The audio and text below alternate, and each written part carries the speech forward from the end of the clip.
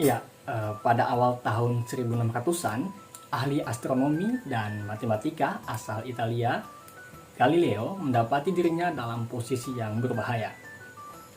Ya, di mana pada saat itu ia bergantung pada kemurahan hati para pemimpin yang hebat untuk menyokong risetnya. Jadi layaknya ilmuwan pada zaman Renaissance, kadang Galileo menghadiahi ciptaannya dan temuannya itu pada para penyokong utama risetnya. Sekali waktu misalnya ia memberikan kompas militer ciptaannya kepada Duke of Gonzaga. Kemudian Galileo mendedikasikan sebuah buku yang menjelaskan penggunaan kompas tersebut kepada keluarga Medici. Kedua penguasa itu tentunya merasa sangat bersyukur mendapat hadiah itu.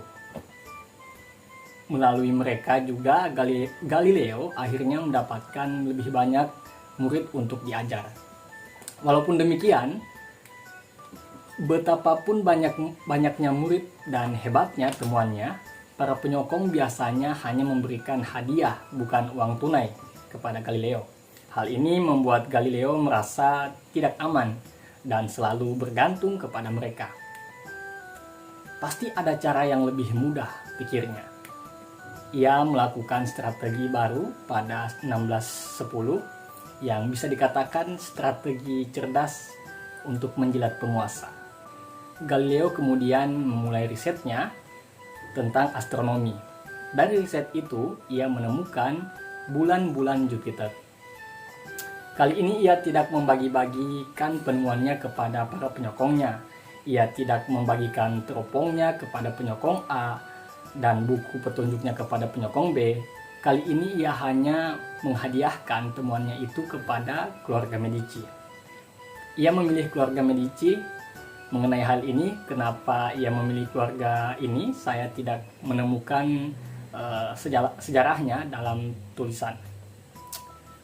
Lanjut, tidak lama setelah Cosimo pertama mendirikan dinasti Medici pada tahun 1540, Cosimo pertama menjadikan Jupiter dewa terkuat sebagai simbol keluarga Medici. Simbol kekuasaan yang melampaui dunia politik dan perbankan. Simbol yang berhubungan dengan Romawi kuno dan dewa-dewanya tentunya. Galileo kemudian mengubah temuan bulan-bulan Jupiternya menjadi peristiwa kosmik untuk menghormati kehebatan keluarga Medici.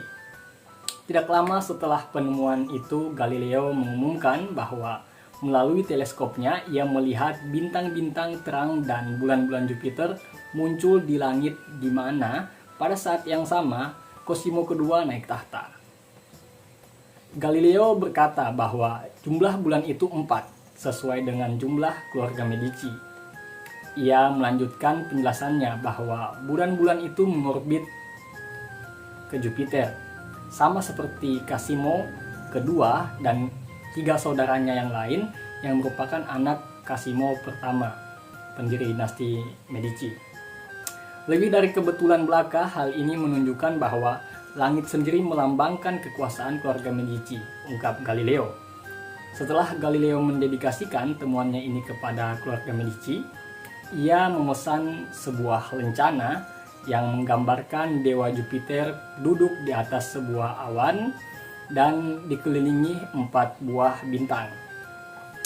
Lalu memberikannya kepada Cosimo kedua sebagai simbol hubungannya dengan bintang-bintang atau dewa Jupiter. Berkat taktiknya ini, pada tahun 1610 Cosimo kedua mengangkat Galileo sebagai filsuf dan ahli matematika resmi di istananya dan memberinya gaji penuh. Ini merupakan prestasi yang sangat gemilang, hal yang diinginkan oleh para ilmuwan kala itu. Hari-hari Galileo untuk meminta-minta pun kepada para penyokongnya kini telah berakhir. Dan tentunya Galileo kemudian bisa melanjutkan beragam risetnya dengan tenang.